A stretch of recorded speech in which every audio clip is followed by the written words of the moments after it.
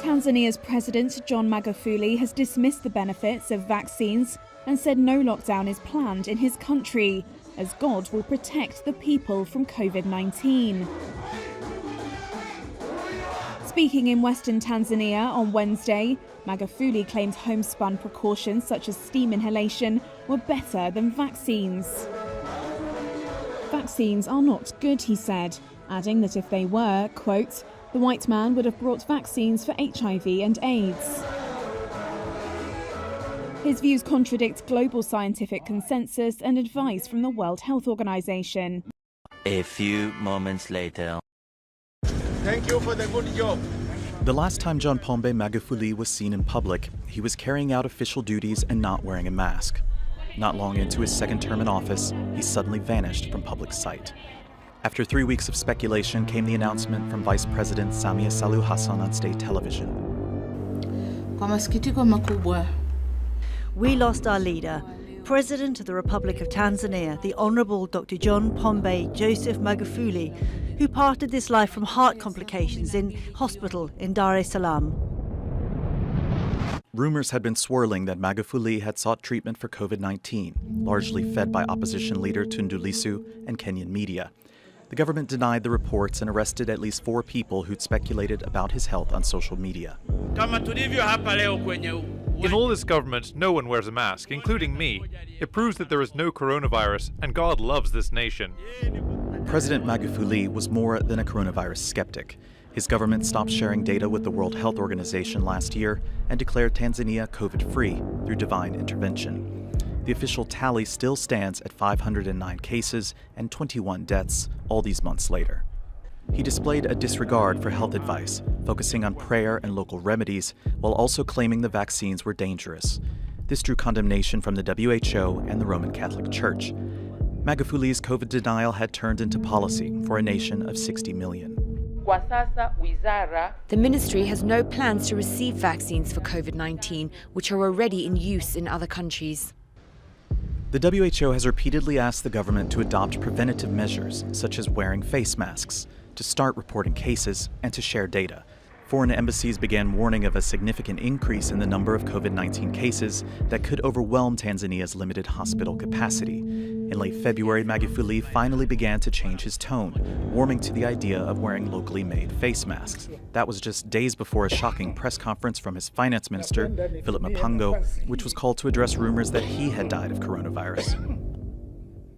Tanzania has refused to join the COVAX program, which has delivered millions of doses to 22 African countries. It will be up to Samia Suluhu Hassan to decide whether it remains an outlier when it comes to protecting its population and that of neighboring countries. Andrew Chappelle, Al Jazeera. I have the honor to welcome to the United Nations Our Excellency Samia Suluhu Hassan, President of the United Republic of Tanzania. Let me commence by joining previous speakers in applauding you, Mr. President, for being elected to preside over the 76th session of this august assembly and for the exemplary manner in which you have been presiding over this session. I also commend you for the able manner in which you mastered to make possible for us to meet physically despite unprecedented circumstances brought by COVID-19 pandemic. This is my maiden speech at the United Nations General Assembly. Allow me, on behalf of the people and the government of the United Republic of Tanzania, to thank all members of the United Nations for your condolence message extended to our nation following the untimely passing of our late President, Dr. John Pombe Magufuli, on 17th March this year. May his soul continue to rest in eternal peace. We remain indebted to you for the thoughtful of comforting messages which helped us to prevail over that unprecedented test to our nationhood. It is not by sheer coincidence that I chose to attend the United Nations General Assembly as my first trip outside Africa since I took the office. I did so out of my deep sense of conviction and faith in multilateralism. I'm here to assure you that under my stewardship, Tanzania will remain a formidable member of the United Nations and a dependable supporter of multilateralism. We'll keep our arms open to those who embrace us and engage with us. We'll continue to be Tanzania that you have known and relied on, a Tanzania that peacefully and respectfully coexisted and cooperated with all countries. Mr. President, COVID-19 pandemic has reminded us how vulnerable we are as individual countries, regardless of our size, wealth, or geography. As we meet here today, we have less than a decade ahead to meet our collective commitment to achieve the Sustainable Development Goals. My country, therefore, adopted all necessary measures to curb the spread of COVID-19, including joining the COVAX facility to ensure that Tanzania gain access to the COVID-19 vaccine. The vaccination campaign has started in July this year with the most vulnerable communities and later on other age groupings. Mr. President, globally, when COVID-19 vaccines were being developed, some of us were hopeful that this would mean something good to all of humanity. Nevertheless, we have come to learn that the virus is moving faster than the global production of distribution of vaccines. And the vast majority of vaccines have been administered in high and upper middle income countries. With the current pace, it is less likely that we'll meet the WHO threshold of vaccinating at least 40% of people in every country by end of 2021, and at least 70% by the first half of 2022. The level of vaccine inequity that we see is appalling.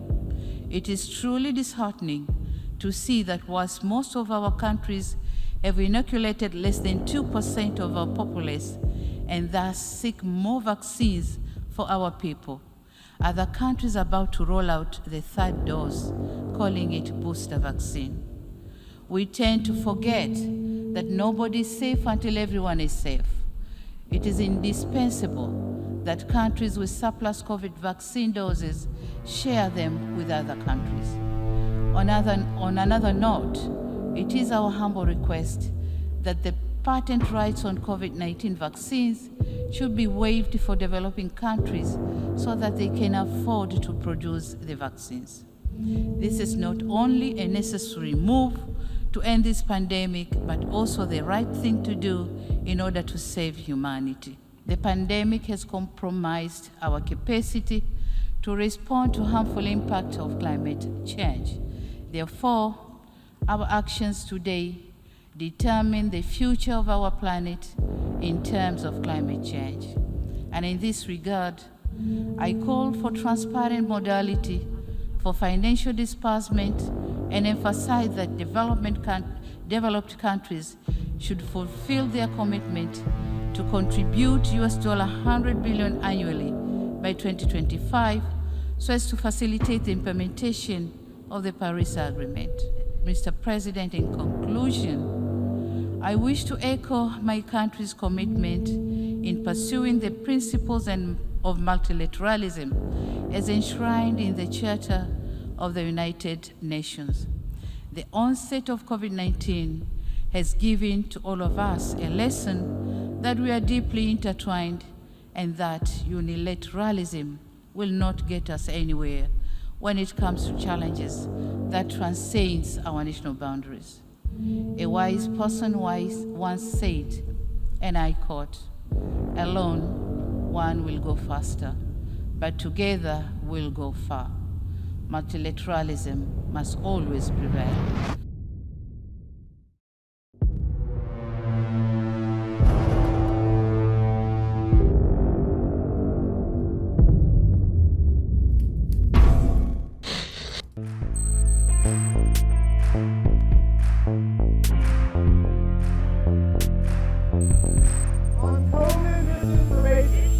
On COVID misinformation, what's the message of our killing people. I mean, they're really, look, the only pandemic we have is among the unvaccinated. And they're killing people.